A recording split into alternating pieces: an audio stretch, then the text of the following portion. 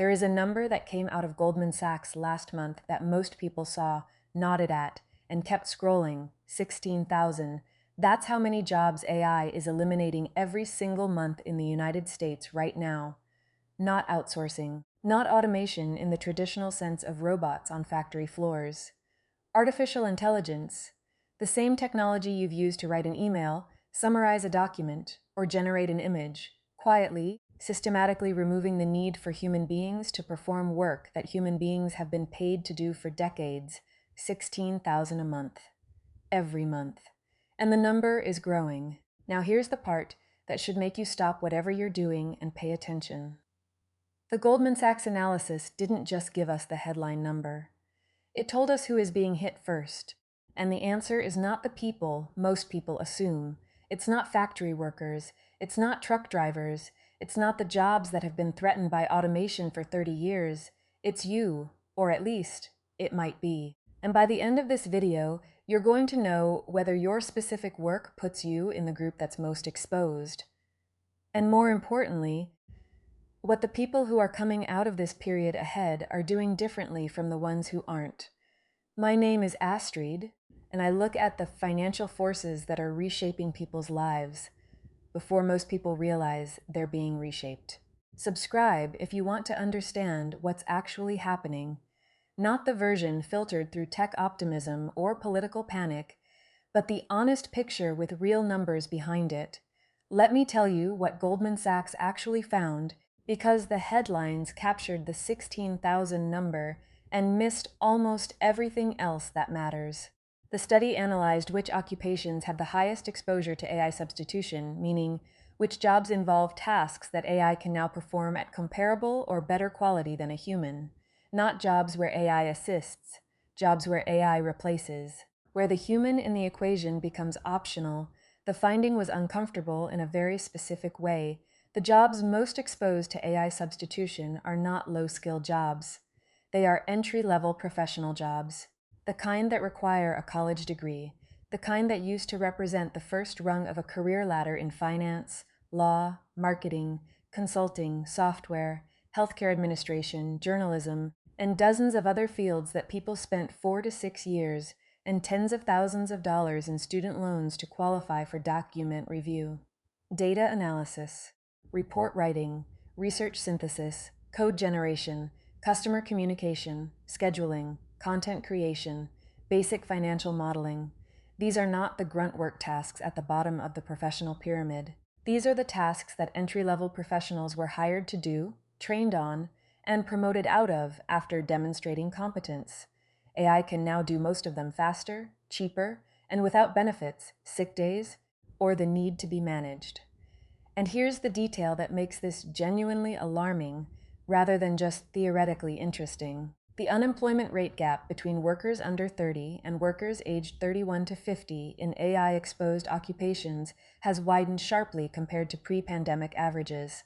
Young people, recent graduates, people in the first 5 to 7 years of their careers, are bearing a disproportionate share of the displacement, not because they're less capable, because the work they were hired to do is the work that's disappearing fastest. Goldman's analysis found that in occupations most exposed to AI substitution, a 1 standard deviation increase in AI exposure widens the entry-level to experienced wage gap by roughly 3 percentage points, meaning the financial penalty for being early in your career in an AI-exposed field is growing larger every quarter. Budget Savvy Guide: this is not a future warning. This is a current, documented, measurable trend happening right now. Let me tell you about the mechanism, how this actually happens at the level of a real company, a real hiring manager, and a real person who woke up one day and realized the landscape had changed. It doesn't happen through mass layoff announcements. It rarely makes the news. It happens through what economists call labor market thinning.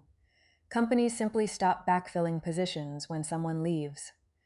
The team of 8 analysts becomes a team of 5, not because 5 people were fired, but because when 3 people left over 18 months, the manager realized that the remaining 5, with AI tools, were producing the same output.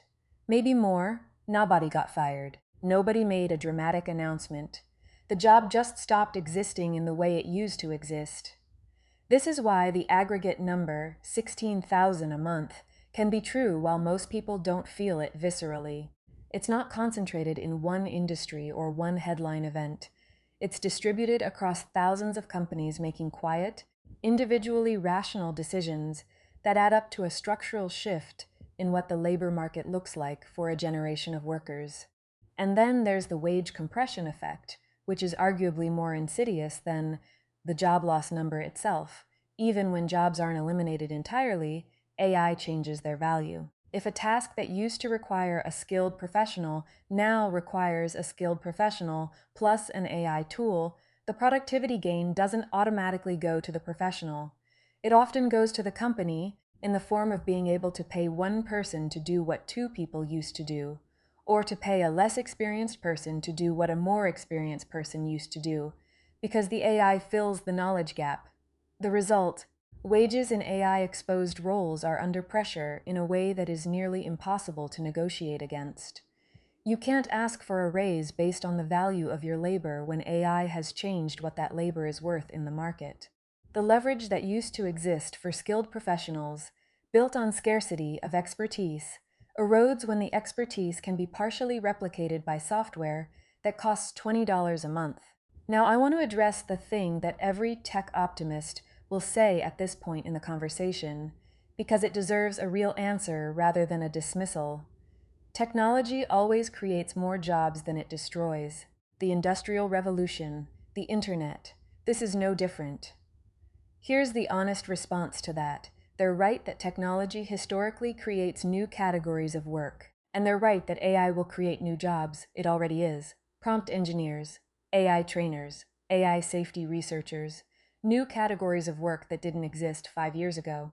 But the historical comparison breaks down in one critical way. Every previous wave of technological displacement gave workers time to retrain. The Industrial Revolution played out over generations. The Internet transition played out over 2 decades. Workers had time, imperfect, painful, unequal time, but time, to shift into new roles. AI is moving on a different timeline. The same Goldman Sachs report that documented the 16,000 monthly job losses also noted that the pace of capability expansion in AI systems is accelerating, not plateauing. The window between this technology can now do your job and this technology is doing your job is compressing from years to months. That doesn't mean everyone's job disappears. It means the adjustment period that previous generations had is shorter, significantly shorter.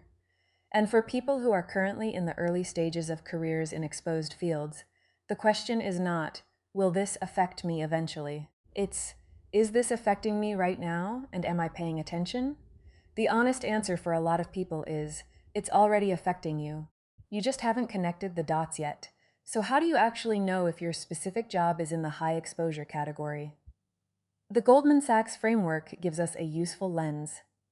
The highest exposure roles share 3 characteristics. First, the primary output is information processing or creation, meaning the job produces documents, analyses, summaries, recommendations, or communications rather than physical goods or in-person services.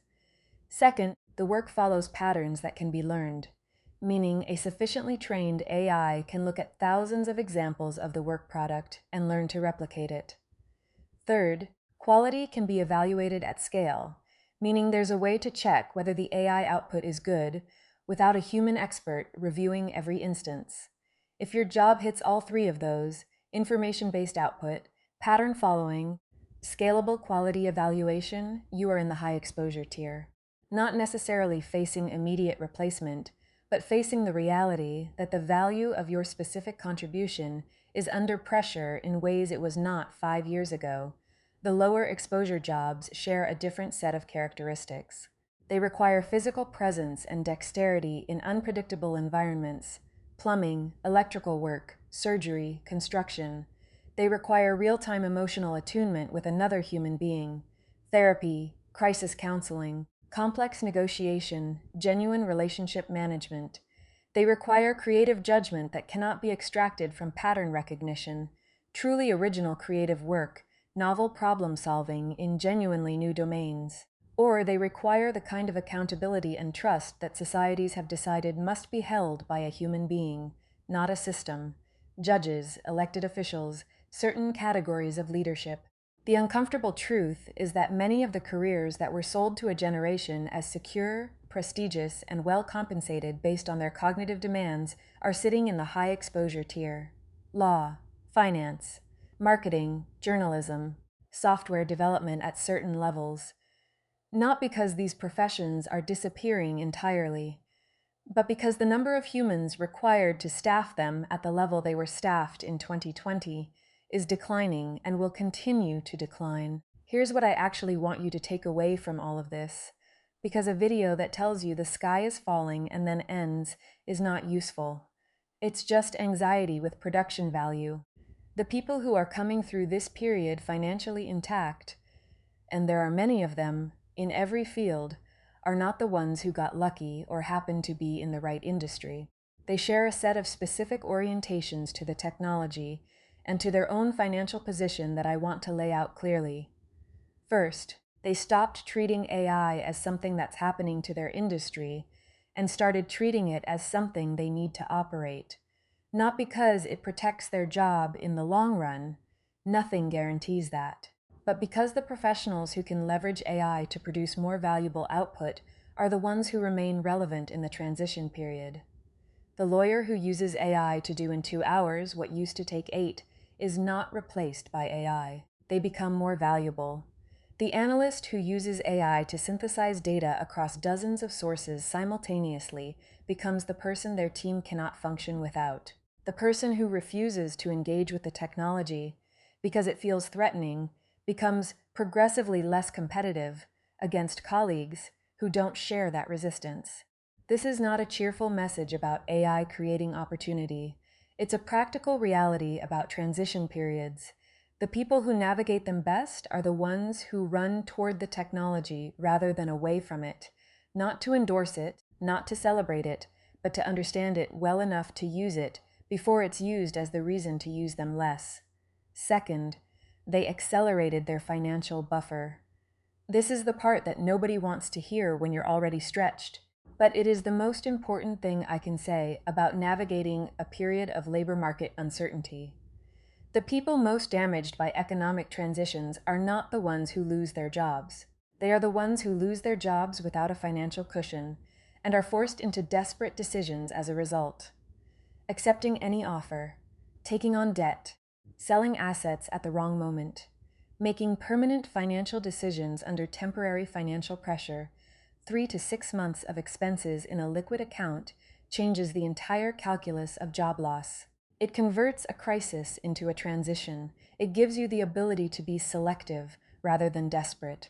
And in a period where the risk of labor market disruption is measurably higher than it was 5 years ago, building that buffer is not a nice-to-have financial goal. It is a protection against the specific risk that the data says is real and growing. Third, they diversified how their income arrives, not necessarily through side hustles.